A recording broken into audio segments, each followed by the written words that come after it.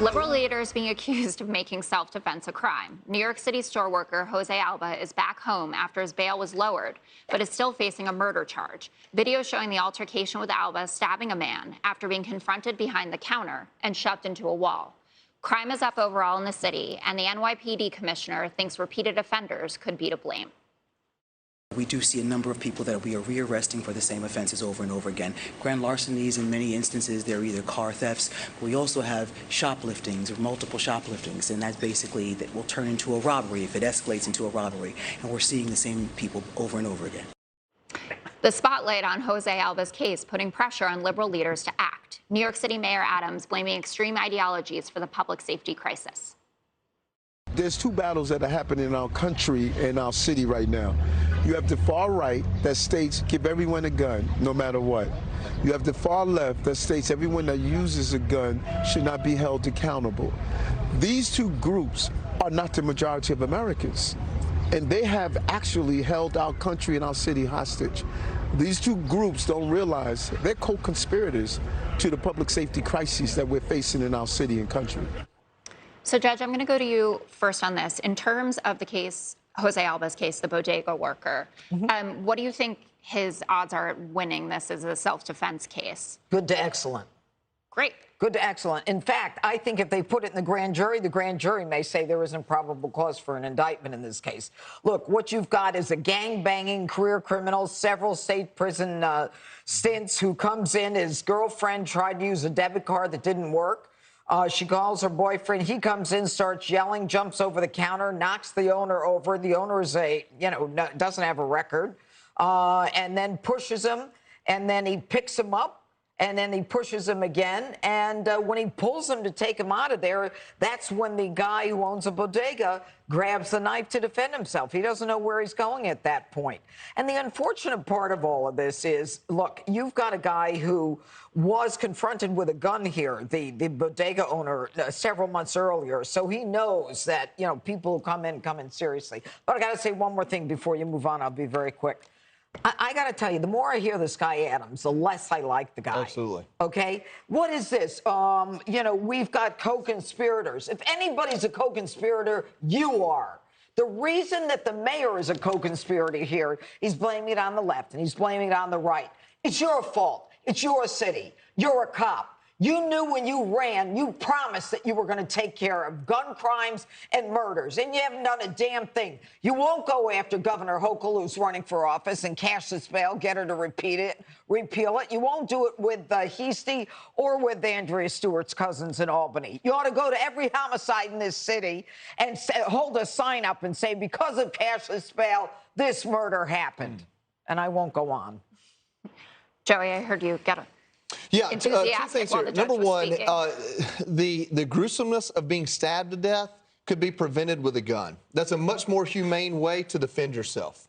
All right, that's number one. Number two, if the gun laws weren't so ridiculous that a shop owner in a city prone to violence can't have a shotgun to defend himself easily, brandishing that shotgun might have had that dude turn around and run the other way.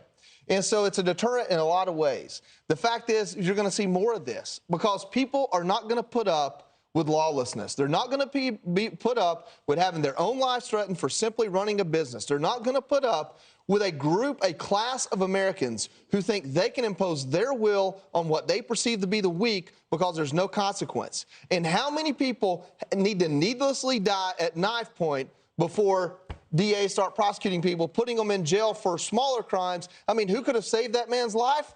Whoever let him out of jail could have saved his life by keeping him in jail. He wouldn't have been on the streets to perform the next act of violence, because obviously slapping someone in the hand and saying, you know what, you've had rough breaks in life, you shouldn't be put in this position, we're going to let you back out, that doesn't work. That doesn't prevent crime. But it will get you killed if you walk into a shop, into a bodega and threaten somebody's life. That'll get you killed. Well, Greg, something that we've been talking about is the kind of dumb moment about, yes, these are people who you're returning to the streets. And that's what the commissioner was acknowledging there. And I'd love your thoughts on that. And also the point that it was actually the public that got this guy out on bail because there was such public outcry in defense of Jose Alba that they lowered the bail to a reasonable amount that he could actually get himself out of there. So do you see more of a role for people like us in making sure that justice is served? Yeah, as much as I despise Jesse Waters, makes me sick to my stomach.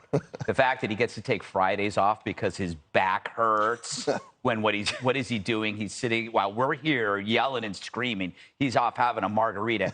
But yesterday, he was the one that said that, he said, so I got to give him credit that like we have to stay on this and get this guy out. Yeah. And I think a lot of people watch that. We're the #1 show in history, I believe, of all television shows. You might want to fact check that, but I do believe that we are the #1 show in history. And he said that, he said we have to keep on this, and lo and behold, you have it on the New York Post. But this is think about this. This is the thing that in an alternative universe it will infuriate you. What if there was no tape? Exactly. They would have taken the stabbed suspect. He would be a martyr. Yeah. There would be a mural. There would be a march. There would be riots. And the bodega worker would be portrayed as a monster. As a racist. Yes. But thankfully, this is why, I am now so pro-surveillance, body cam, put it everywhere. Because if you didn't see this, you know exactly the kind of narrative. You know what happened? Biden would have spoke out against this bodega guy. He would have said, that bodega guy, he's got to pay. Look what he did to this innocent, this poor, he was just getting his life back together. And he gets stabbed by a monster.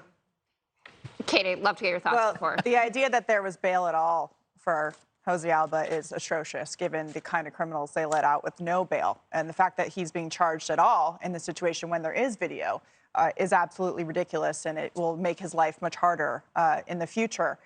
Most people, especially people working in crime-ridden areas like New York City, would rather be judged by 12 than carried by 6. Yeah. And it's a lot easier to do that when you live in an area where you're allowed to defend yourself with a firearm. And so for Mayor Adams to come out in support of this bodega worker, good thing, but he has done nothing to offer any kind of deterrence to these criminals who aren't afraid of the system. They're not afraid of the cops. They're not afraid of the prosecutors, obviously, because they're running back through the system, as that police officer was saying.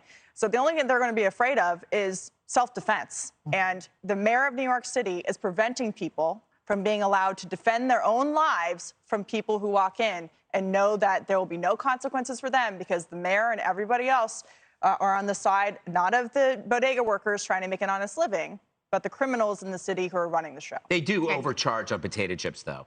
Let's be clear. Well, no.